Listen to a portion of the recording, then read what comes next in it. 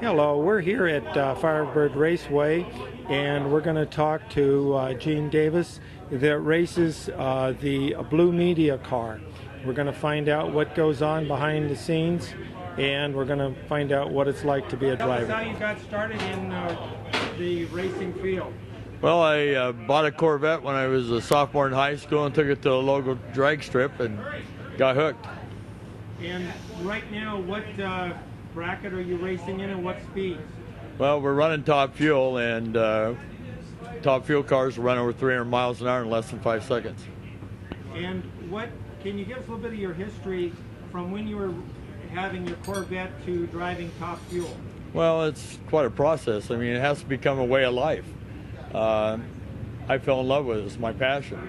And I went from driving door slammers to driving a super comp dragster to running comp eliminator with A dragster and then A dragster, and then moved up to run injected nitro and top alcohol class, and then moved into top fuel.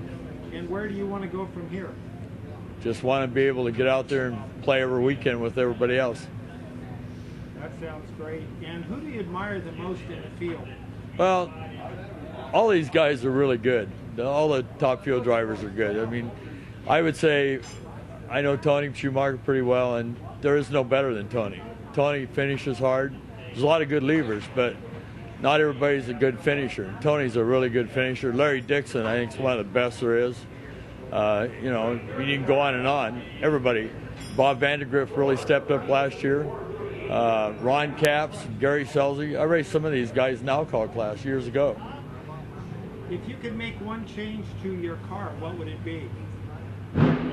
Just spare parts.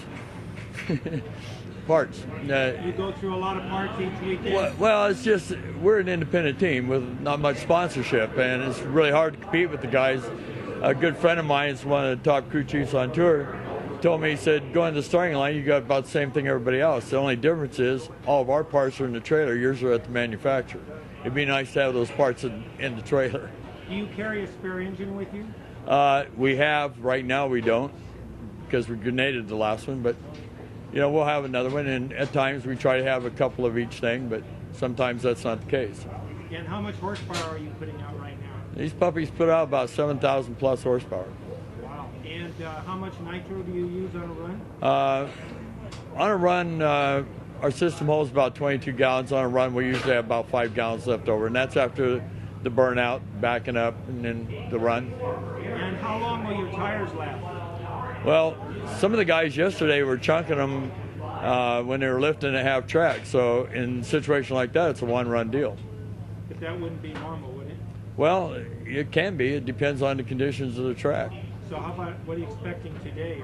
Well, I mean, with us, we're not running it on kill like those guys, so we'll probably get a few laps out of a set of slicks.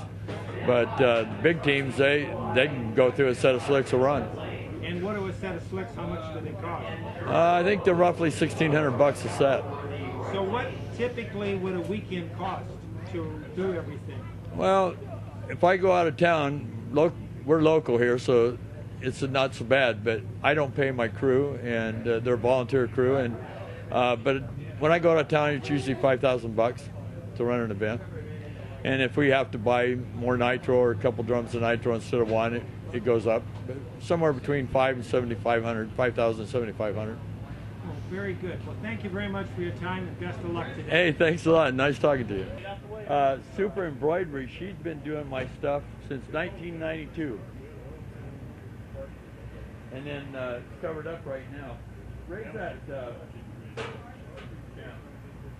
Preferred Chiropractic, they've been really